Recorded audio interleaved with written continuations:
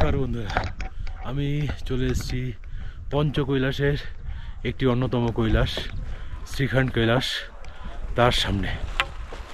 তো আসতে কোথা থেকে কিভাবে আসলাম এবং কেমন আমাদের জার্নিটা হলো, পুরো 35 কিলোমিটার একটা ট্রেকিং, 3 দিন ধরে আমাদের ট্রেকিংটা চললো। তো এটা সম্পর্কে সম্পূর্ণ তথ্য পেতে হলে ভিডিওটা সম্পূর্ণ দেখবেন। চলুন তাহলে শুরু করা যাক আজকের ভিডিও।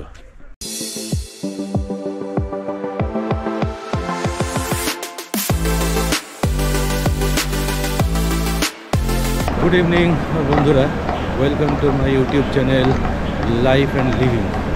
আর আমি আছি আপাতত শিয়ালদা স্টেশন এবং আপনাদের একটি নতুন ভিডিওতে সকলকে স্বাগত। শ্রাবণ মাস শুরু হয়ে গেছে, মহাদেবের ডাক চলে এসছে, চলে যাব মহাদেবের কাছে। তো আজকে আমাদের গন্তব্য শ্রীখণ্ড কৈলাস। শ্রীখণ্ড কৈলাসের অবস্থান হলো হিমাচলে। তো হিমাচলে যাওয়ার জন্য আমরা বেছে নিয়েছি ডিরেক্ট ট্রেন, অর্থাৎ এখান থেকে আমার ঠিক বাদিকে দিয়ে দিয়েছে রাজধানী এক্সপ্রেস, সোজা চলে যাব রাজধানী দিল্লিতে। এবং দিল্লির থেকে বিকেলবেলা বা সন্ধ্যার সময় আমাদের হয়তো বাস আছে, সেখান থেকে চলে যাব সিমলা, তারপরে যাব রামটিং। বন্ধুরা, আমি চলে এসেছি HRTC বাস স্ট্যান্ডে। আর এখানে আমাদের বাস আছে আজকে 7:35-এ। আমার ঠিক পেছনেই আছে HRTC বাস স্ট্যান্ড। এখানে সারি দিয়ে দাঁড়িয়ে আছে প্রচুর বাস। আর এখান থেকে আমাদের বাসটা ছাড়বে, আমরা বুক করে নিয়েছি 7:35-এর এসি ভলভো, যেটা আমাদের রামপুরে নামাবে মোটামুটি 10:30 নাগাদ আগামীকাল সকালে। মোটামুটি 14 ঘন্টার জার্নি আছে রাতে। আর এটা হলো এসি সিটার, নট স্লিপার। আর আমরা করে নিয়েছি বুক অনলাইনে। আপনারা চাইলে অনলাইনেও করে নিতে পারেন অথবা অফলাইনে। এখানে প্রচুর কাউন্টার আছে, মূলত কুরিয়ার 21 নম্বর কাউন্টার থেকে রামপুর বা সিমলা যাওয়ার বাসগুলো বুকিং করা হয়ে থাকে।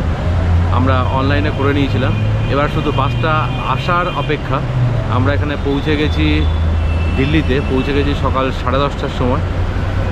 ট্রেনটা একদম পুরো সঠিক সময় নামিয়েছিল এবং বাকি সময়টা আমরা পাহাড়গঞ্জের একটা হোটেল নিয়ে নিয়েছিলাম। 1000 টাকা রেন্ট নিয়েছিল। সারাদিন ওখানে কাটিয়ে তারপরে আমরা চলে এসেছি HRTC বাস স্ট্যান্ডে। এখান থেকে বাসের অপেক্ষা, বাস আসলে বাসের ভিডিও অবশ্যই আপনাদেরকে দেখাবো। তবে হ্যাঁ, বারবার করে বলছি যে শুধুমাত্র অনলাইনে নয়, অফলাইনেও এখানে বুক করা সম্ভব গাড়ি। তবে তাড়াতাড়ি আসবেন, এসে তাড়াতাড়ি বুক করার চেষ্টা করবেন। যদি সোজাসুজি রামপুরের বাস না পান তবে অবশ্যই আরও অন্য উপায় আছে, যেমন সিমলা চলে যেতে পারেন। সিমলা থেকে রামপুরের অ্যাভেলেবেল বাস আছে এবং এখান থেকেও সিমলা যাওয়ার প্রচুর গাড়ি আছে। চলুন তাহলে আপনাদের সাথে দেখা হবে আবার আগামীকাল সকালে। আমাদের রামপুরের বাস চলে এসছে, বাস নাম্বার 7785, দিল্লি রামপুর। আর এটাতেই আমরা আজকে উঠবো, চলে যাব রামপুর। বন্ধুরা, এখন বাজে 4:30 আর আমি আপাতত পৌঁছে গেছি সিমলা।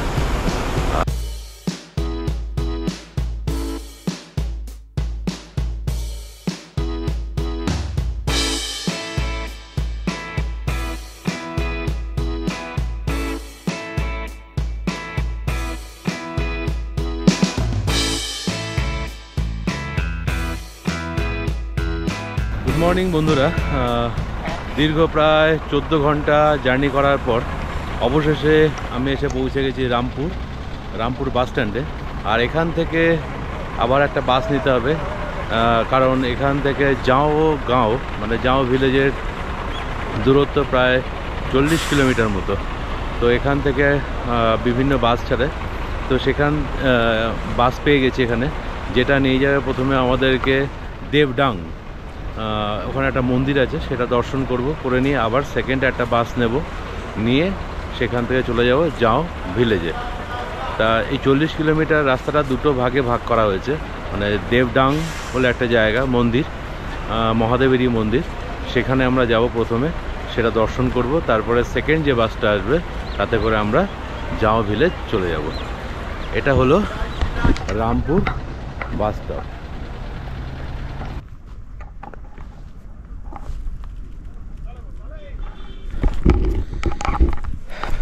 রামপুর থেকে 17 কিলোমিটার ডিস্টেন্সে আছে দেবডাং মন্দির। মান্যতা আছে যে শ্রীখণ্ড মহাদেব দর্শন করার আগে এই দেবডাং মন্দিরটাকে দর্শন করতে হয়। তা আছে যে মহাদেব ভস্মাসুরকে বরদান করার পর ভস্মাসুর যখন মহাদেবের পেছনে পড়েন তখন মহাদেব আত্মগোপন করেন এই দেবডাং মন্দিরেই। সেই জন্য শ্রীখণ্ড মহাদেব দেখার আগে ওনার এই মন্দিরটা দেখা আবশ্যিক। আর এই হচ্ছে সামনের ভিউ। আসছে দেবজিৎ, আমরা আসছি একদম ওপর থেকে, যাব একদম নিচে। জয় ভোলে।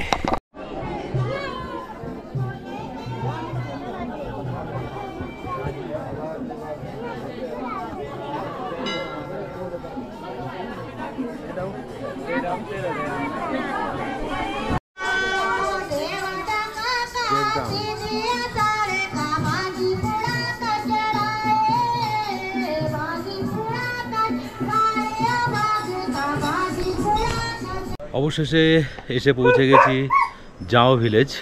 আর জাও ভিলেজে এসে এখানে নিয়ে নিয়েছি একটা রুমটা হচ্ছে ঠিক এরকম, খুব সুন্দর ডাবল বেডরুম, এদিকে আছে বাথরুম, আর এখান থেকেই কিন্তু ভিউ। আর দূরে পুরো মেঘে ঢাকা, এখান থেকে যদি আকাশ পরিষ্কার থাকে তাহলে দেখতে পাওয়া যায় শ্রীখণ্ড কৈলাস। গ্রামটা খুব সুন্দর, পুরো গ্রামটা হচ্ছে এই। আর গ্রামটার আরেকটা আকর্ষণীয় জিনিস হচ্ছে পুরো গ্রামটা জুড়ে আছে শুধু আপেলের বাগান, শুধু আপেলের বাগান আর বাগান। এই সব কিন্তু আপেল গাছ। আর আমরা এবার একটু ফ্রেশ হব। রামপুর থেকে এখানে আসতে মোটামুটি 4 থেকে 4.5 ঘন্টার সময় লাগে। আমরা ব্রেক করে এসেছি, তো আমাদের একটু বেশি সময় লেগেছে। আর এখন রেস্ট নেব, একটু ফ্রেশ হব। আগামীকাল আমাদের যাত্রা শুরু হবে শ্রীখণ্ড মহাদেবের জন্য। মোটামুটি 3 দিনের জন্য আমরা এখান থেকে বেরিয়ে যাব। আর এই হোটেলে আপনাদের লাগেজ রাখার ব্যবস্থা আছে, অর্থাৎ বড় লাগেজ যদি থাকে সেই লাগেজটা আপনারা রেখে ছোট প্রয়োজনীয় জিনিসপত্রগুলো শুধুমাত্র নিয়ে আপনারা যেতে পারবেন। Good morning from Zhao village. আজকে আমাদের এখানকার শেষ দিন। আর একটু পরেই আমরা বেরিয়ে পড়ব যাত্রার উদ্দেশ্যে। আজ যাব আমরা থাচরু অবধি, প্রায় 15 কিলোমিটারের ট্রেক আছে। থাচরু অবধি আমাদের টার্গেট আছে। যদি আমরা পৌঁছাতে পারি ঠিকঠাক সময় তাহলে আরও আগে কালিটা অবধিও আমরা ট্রাই করব। আর মাত্র খানিকক্ষণের অপেক্ষা, তারপর মোটামুটি আমরা সবাই রেডি। আমি আর দেবজিৎ তারপরেই বেরিয়ে যাব যাত্রার উদ্দেশ্যে। হয়তো এরপরে আর টাওয়ার থাকবে না, অবশ্যই এটা মাথায় রাখবেন যে নেটওয়ার্ক কিন্তু এই জাও ভিলেজ অবধি পাওয়া যায়, তারপরে আর পুরো যাত্রাপথে কিছু পাওয়া যাবে না। আর যাত্রাপথের জন্য সময় লাগবে মোটামুটি 3 দিন, মিনিমাম 3 দিন আপনাকে সময় নিয়ে যেতেই হবে। 4 দিন হলে খুব ভালো হয়, তবে আমরা দেখব যত তাড়াতাড়ি সম্ভব যাত্রাটা কমপ্লিট করে ফিরে আসা যায়। হর হর মহাদেব। চলুন, দেখা হবে আপনাদের সাথে আবার যাত্রার পথে। মোটামুটি আমরা সবাই রেডি, আর এক্ষুনি বেরিয়ে যাব আমাদের শ্রীখণ্ডের উদ্দেশ্যে। বাইরে প্রচণ্ড বৃষ্টি হচ্ছে, বৃষ্টিকে উপেক্ষা করেই আমাদের বেরোতে হবে যাত্রাটা কমপ্লিট করার জন্য। আর এই দেখুন কে শুয়ে আছে, আহা।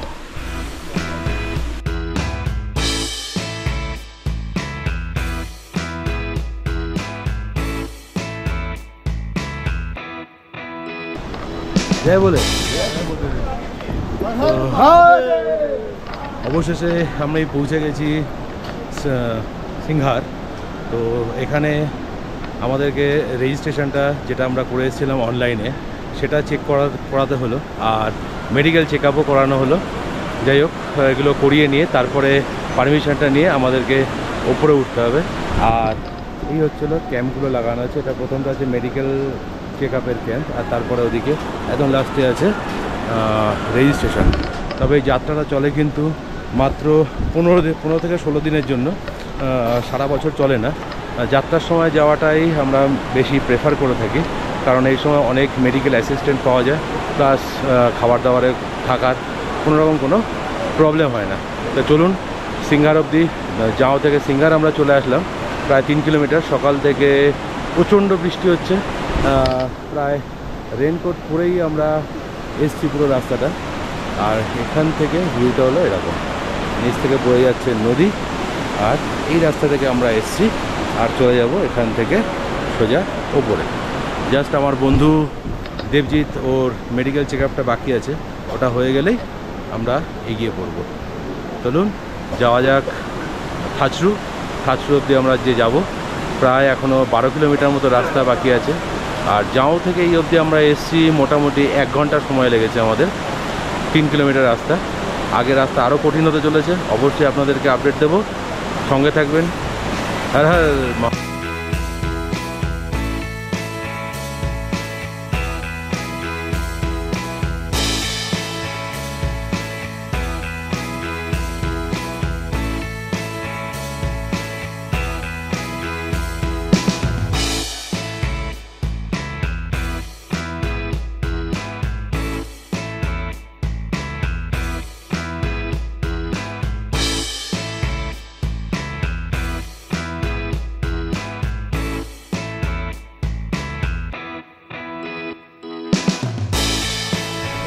সিংহার থেকে আমরা বেরিয়ে পড়েছি, আর থাচরু আমাদের আজকে টার্গেট। সিংহার থেকে থাচরু যাওয়ার রাস্তা ঠিক এরকম চড়াই। জাও থেকে সিংহার অবধি রাস্তা এতটা কঠিন ছিল না, কিন্তু দেখা যাক সামনে আরও হয়তো কী কী অপেক্ষা করে আছে আমাদের জন্য।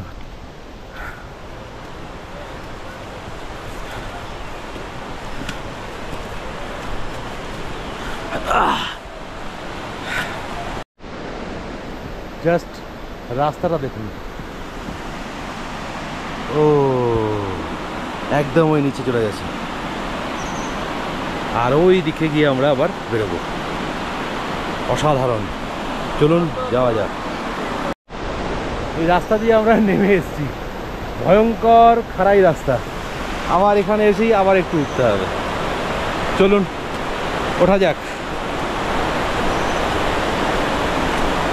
কি কি পরীক্ষা আমাদের সামনে আছে আপনাদেরকে সব কটাই দেখানোর চেষ্টা করব। মোট আজকের ট্রেক 15 কিলোমিটারে, তার মধ্যে 3 কিলোমিটার আমরা কমপ্লিট করে ফেলেছি, আর 12 কিলোমিটার খুবই মারাত্মক, যেটা আমরা শুরু করলাম সিংহার থেকে থাচরু।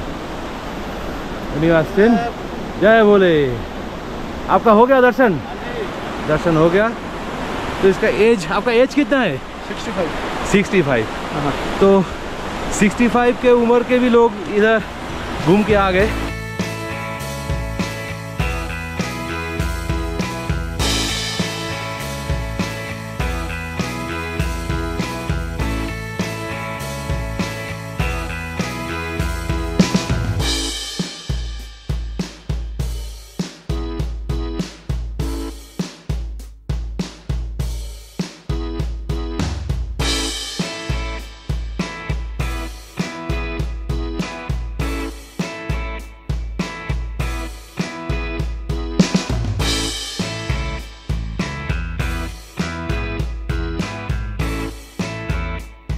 তো বন্ধুরা পুরোটাই খাড়া চড়াই একদম, আর বর্ষা হয়েছে, পিছল আছে, অবশ্যই সাবধানে আসতে হবে। আর এখনও অতটা ওঠা বাকি আছে।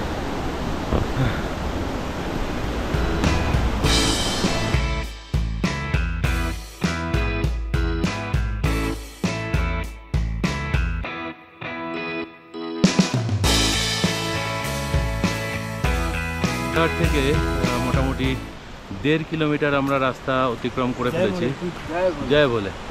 তো এখনও মোটামুটি 10.5 কিলোমিটার রাস্তা উঠতে হবে। এখন বাজে সকাল 8:56। দেখা যাক আমরা কখন গিয়ে পৌঁছাই। আর আমরা এসছি এদিকে এই রাস্তা ধরে, আর এখানে একটা দোকান পেয়েছি, কিছু খেয়ে নেবো আর যাবো 7টা অবধি আলো থাকে এদিকে।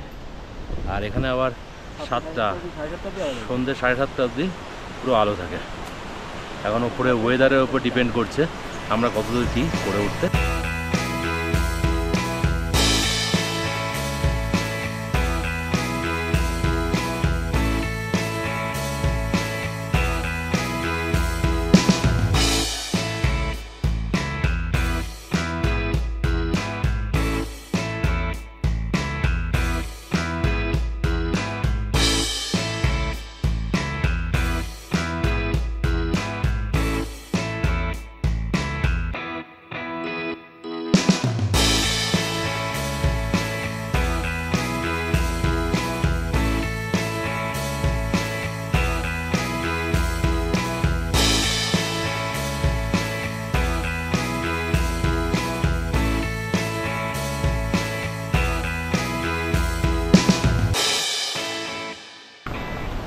বারাটি নালা একটুখানি রেস্ট নিয়ে আমরা আবার বেরিয়ে পড়লাম। থাচরু এখান থেকে মোটামুটি আর 6 কিলোমিটার, অনেক উঁচুতে উঠতে হবে। বারাটি নালা ক্রস করার পরেই এরকম একটা ডেঞ্জারাস রাস্তা দেখতে পাচ্ছি, আর আগে চলেছে দেবজিৎ। চল তুই চল। মানে কাঠ দিয়ে, গাছের গুঁড়ি দিয়ে রাস্তা করা, আর এই রাস্তা ধরেই আমাদেরকে সোজা উপরে উঠতে হবে।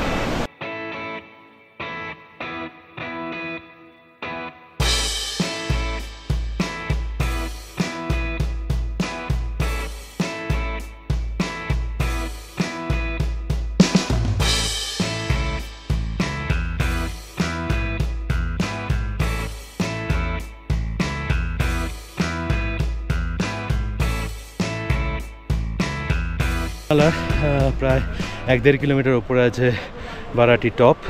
চাইলে আপনারা এখানেও রেস্ট নিতে পারেন। এখানে টেন্টের ব্যবস্থা করা আছে, তো আমরা এখানে থাকবো না, আমরা এগিয়ে যাব আরও উপরের দিকে। জয় শঙ্কর, জয় শঙ্কর।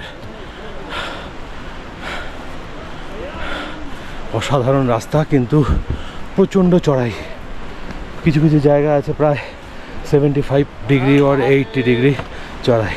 হর হর মহাদেব, জয় শঙ্কর ভগবান কি জয়।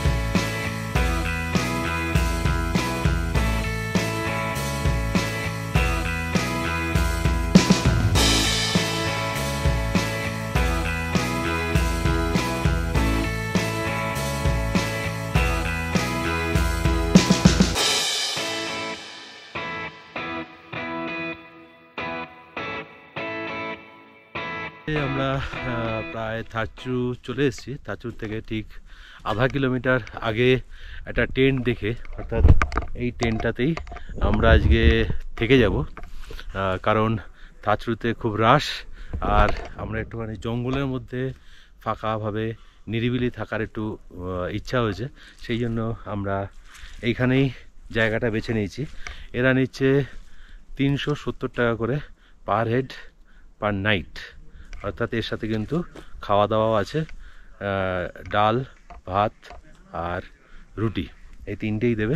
আমরা সকাল 7টার সময় বেরিয়েছিলাম, আর এখানে পৌঁছেছি এখন বাজে প্রায় 3:30, অর্থাৎ প্রায় 9 ঘন্টা, প্রায় 9 ঘন্টার মতো আমরা হেঁটেছি, আর 14.5 কিলোমিটার আমাদের আজকে হাঁটা হয়েছে। এই যে আছে দেবজিৎ, এসে খাওয়া দাওয়া শুরু করে দিয়েছে। খাচ্ছি আজকে আমাদের ব্রেড, আপাতত পকোড়া, ব্রেড পকোড়া, 4 পিস, দাম 100 টাকা।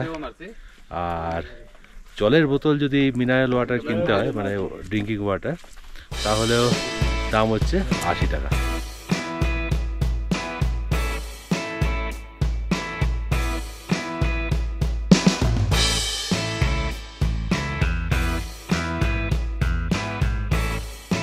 মর্নিং বন্ধুরা, আজকে আমাদের শ্রীখণ্ড কৈলাস যাত্রার দ্বিতীয় দিন, আর এখন বাজে প্রায় 6টা সাড়ে 6টার মতো। আমরা ছিলাম ঠিক এই টেন্টটাতেই, আর এখন আমরা বেরিয়ে পড়ব। আজকে আমাদের ডেস্টিনেশন হলো ভীমদুয়ারি। মোটামুটি এখান থেকে প্রায় 10.5 বা 11 কিলোমিটারের মতো। থাচরু থেকে 10 কিলোমিটার। যেহেতু আমরা থাচরু থেকে একটু আগেই থেকে গেছিলাম, একটু নিরালায় নিভৃতে থাকবো বলে, মানে বুঝতেই পারছেন পুরো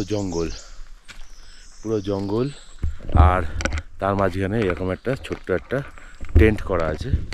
রাতে এক্সপিরিয়েন্স অসাধারণ। সারা রাত বৃষ্টি হয়েছে, আর এখন ওয়েদার মোটামুটি পরিষ্কার, রোদও উঠে গেছে। আর একটু পরেই আমরা বেরিয়ে পড়ব ভীমদুয়ারির উদ্দেশ্যে। আমরা আজকে ভীমদুয়ারি অবধি যাব, গিয়ে ওখানে স্টে করব। চলুন তাহলে যাওয়া যাক ভীমদুয়ারি। এই পুরো জায়গাটা হলো থাচরু। প্রচুর টেন্ট আছে এখানে, প্রচুর লোকজন। মেনলি লোকজন এইখানে এসে থাকতেই পছন্দ করে, তবে অতিরিক্ত কোলাহল এবং প্রচুর আওয়াজের জন্য, সেটার থেকে দূরে থাকার জন্য আমরা মেনলি একটু নিচে ছিলাম, আধা ঘন্টা মতো ডিস্টেন্সে নিচে ছিলাম। অনেক শান্তিতে ছিলাম। তবে আপনারা এখানেও থাকতে পারেন, এখানে লঙ্গরের ব্যবস্থাও রয়েছে, ফ্রিতে খাওয়া দাওয়ার ব্যাপার আর কি। সূর্য উঠে গেছে, আর আমাদের মোটামুটি অবস্থা খারাপ প্রথম আধা ঘন্টাতেই। এই হচ্ছিল রাস্তা, এরকমভাবেই পুরো কালীটপ অবধি, অর্থাৎ 3 কিলোমিটার এরকমভাবেই আমাদেরকে উঠতে হবে। আর আমরা এসছি একদম ওই নিচ থেকে। চলুন যাওয়া যাক ছোট ছোট স্টেপে, আস্তে আস্তে। কোনো তাড়াহুড়ো নেই, আজকে পৌঁছানোরই কথা। 10 কিলোমিটার মাত্র ট্রেক। কালীটপ অবধি এরকম চড়াই আছে, তারপরে এতটা চড়াই আর নেই। তাহলে চলুন, হর হর মহাদেব। আমরা এদিক থেকে উঠে এসেছি কালীটপের উদ্দেশ্যে, আর ওপরে উঠে দৃশ্যটা ঠিক এরকম। আর আমাদের যাওয়ার রাস্তা এইদিকে সোজা উপরে, আকাশ পুরো পরিষ্কার। আর মাত্র আধা ঘন্টার ডিস্টেন্স কালীটপ পৌঁছানোর। আর কালীটপ দূরে দেখা যাচ্ছে এইখানে, আর পুরো ভ্যালিটা এরকম ছোট ছোট লাল, হলুদ, নীল, সবুজ ফুলে ঘেরা। আমরা প্রায় পৌঁছে গেছি কালীটপ। তাও আমরা এসেছি এদিক থেকে, এই রাস্তা ধরে এসেছি। এসে যাব ওইখানে, ওটা হচ্ছে হলো কালীটপ। প্রায় 2.5 ঘন্টা খাড়া চড়াই করার পর অবশেষে আমরা চলে এসেছি কালীটপ। আর কালীটপ ঠিক এমন, চারিদিকে মেঘ। জয় মহাকাল, জয় মাতা দি। সামনে আছে আমাদের কালী মাতার মন্দির।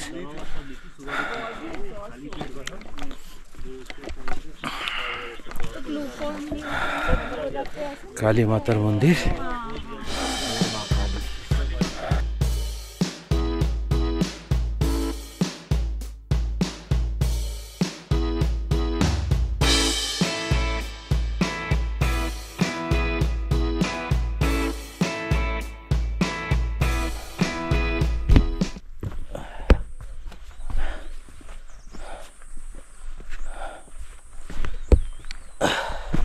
উঠতে যেমন কষ্ট, নামার সময় ভেবেছিলাম যে আরামে নামতে পারবো, কিন্তু না, সেম কষ্টটা একই।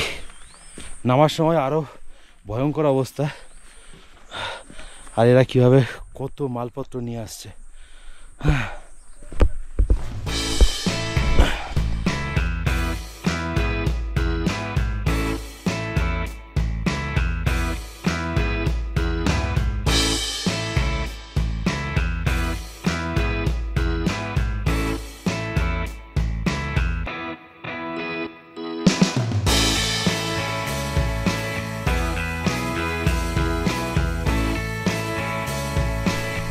একদম উপরে যে টপটা দেখা যাচ্ছে সেটা হলো কালী টপ। ওখান থেকে সোজা নিচে সামনে যে টেন্টগুলো আছে এটা হলো ভীমতলাই। আর এই রাস্তা দিয়ে গিয়ে সোজা উপরে আরও একটা টেন্ট দেখা যাচ্ছে, তারপরে ভীমদুয়ার।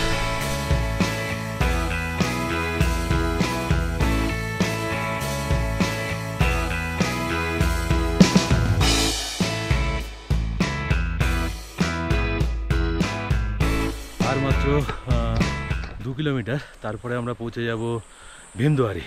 কিন্তু ভীমদুয়ারি যাওয়ার আগে যে রাস্তাটা, প্রথমত খুব খারাপ চড়াই রাস্তা ছিল, তারপরে সামনে নামছে দেবজিৎ, একদম খাড়া নেমে গিয়ে দূরে আছে গ্লেশিয়ার। সেই গ্লেশিয়ারটাকে আমাদেরকে পার হতে হবে, হয়ে তারপরে পৌঁছে যাব আমরা ভীমদুয়ারি।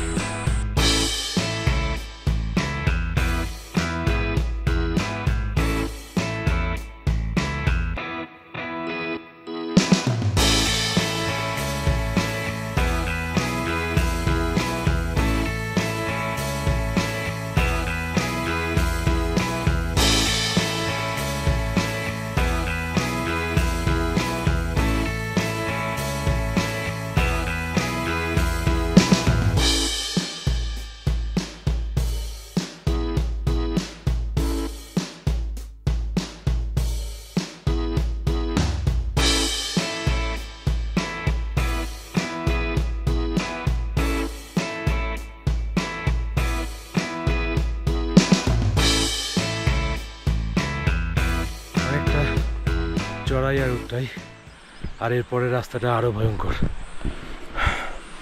এখান থেকে নামবো, সোজা নেমে দূরে টেন্ট দেখা যাচ্ছে, ওই পাহাড়টাকে ক্রস করে বাদিকে, তারপরে গিয়ে আমরা পৌঁছাবো ভীমদুয়ারি।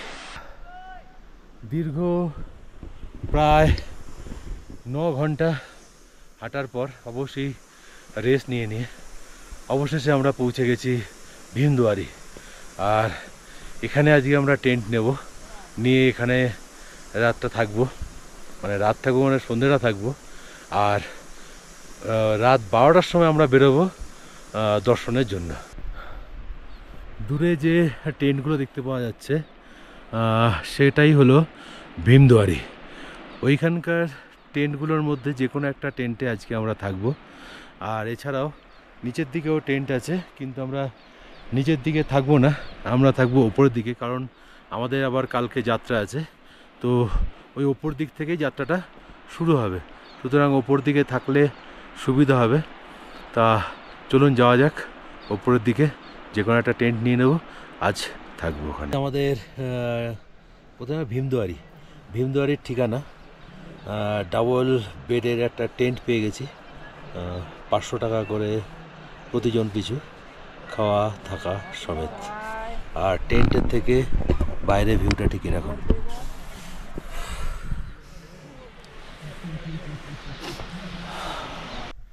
গুড মর্নিং বন্ধুরা, আমি আছি এখন ন্যান সরোবরে।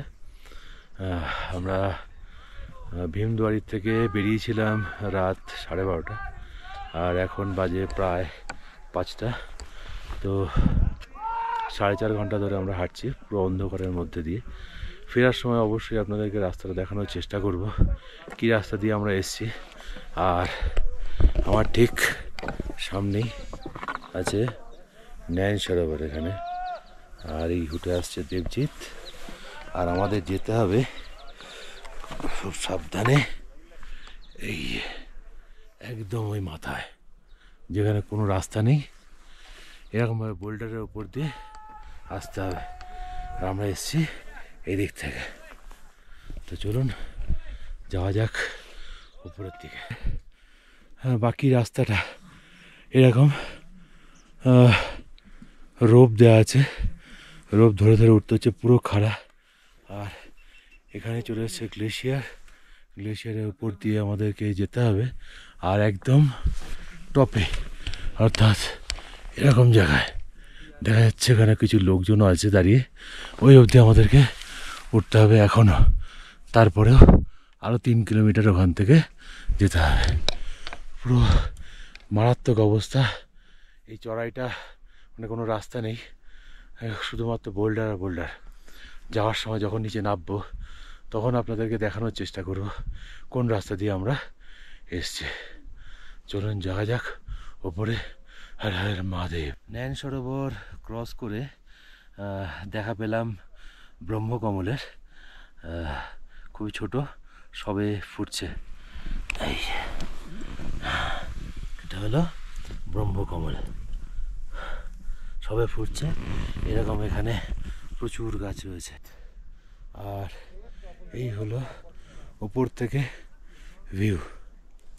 এখনও শ্রীখণ্ড মহাদেবের দূরত্ব আমাদের থেকে প্রায় 4 কিলোমিটারের মতো।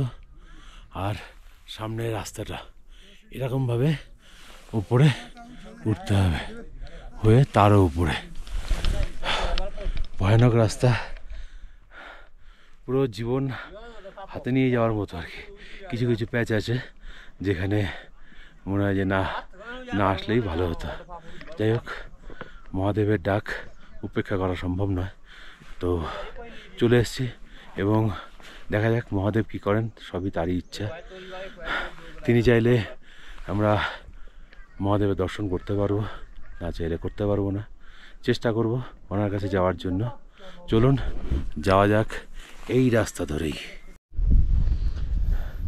এই রাস্তা থেকে আমরা এসেছি, আর এরকমভাবে যেতে গিয়ে প্রথমে এই চূড়াটা পড়বে, তারপরে আর একটা চূড়া পড়বে, ওটা হলো শ্রীখণ্ড কৈলাস। তো ওই অবধি আমাদের যেতে হবে। এখন একটু রেস্ট নিচ্ছি, খুব পুরনো অবস্থা।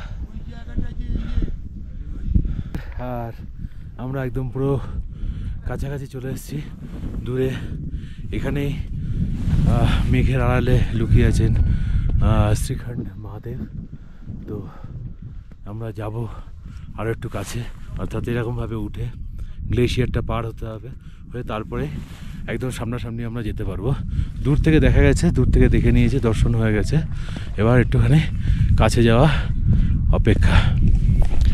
প্রচণ্ড খারাপ অবস্থা, মানে বলার মতো নয়।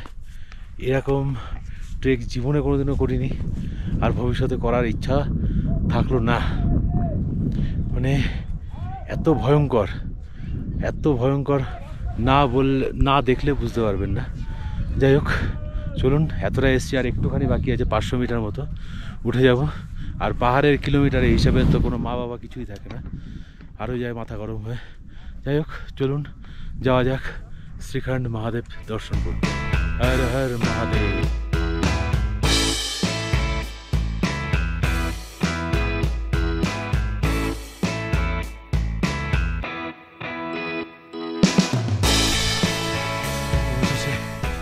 আমি চলে এসেছি শ্রীখণ্ড মহাদেব। দেখাই আপনাদেরকে, একটু দূরেই আছে, আর একটুখানি বাকি। দূরে এই গ্লেশিয়ারটা পার হলে উপরে শ্রীখণ্ড মহাদেব, ওখানে যাব। শান্তি আলাদা। মারাত্মক কষ্ট, মারাত্মক। লাস্ট প্যাচ, জীবন শেষ হয়ে যাওয়ার মতো। মোটামুটি এক পায়ে জীবন আর এক পায়ে মৃত্যু, এরকমভাবেই রাস্তাগুলো পার হতে হয়েছে। ওম নমঃ পার্বতী পতয়ে, হর হর মহাদেব। দীর্ঘ প্রায় 10 ঘন্টা হেঁটেছি।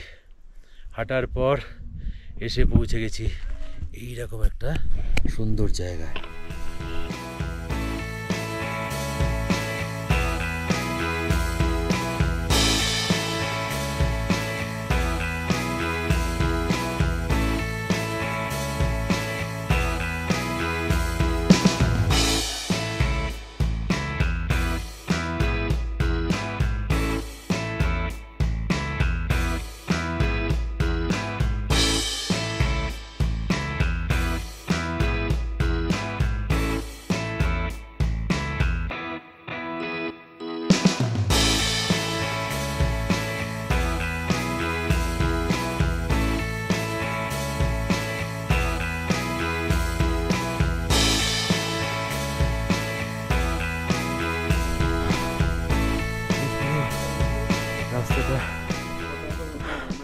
গ্লেসিয়ার, আর এটাকে অতিক্রম করে আসলাম।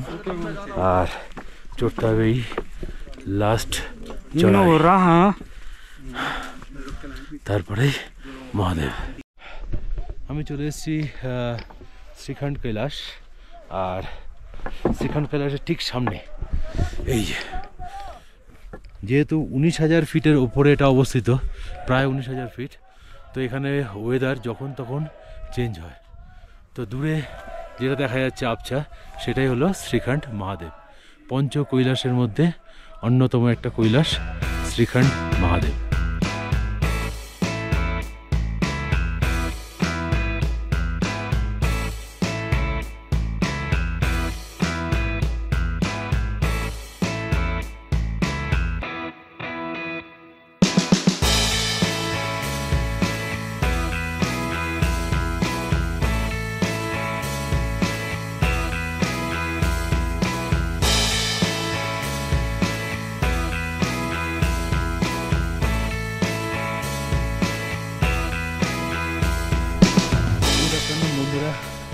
আমাদের শ্রীখণ্ড মহাদেব যাত্রা একদম সুষ্ঠু স্বাভাবিকভাবেই সম্পন্ন হয়েছে।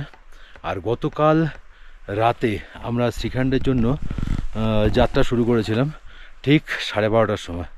আর রাস্তাটা ছিল এই যে, এটা হলো শ্রীখণ্ড মহাদেব যাওয়ার রাস্তা, ঠিক আছে?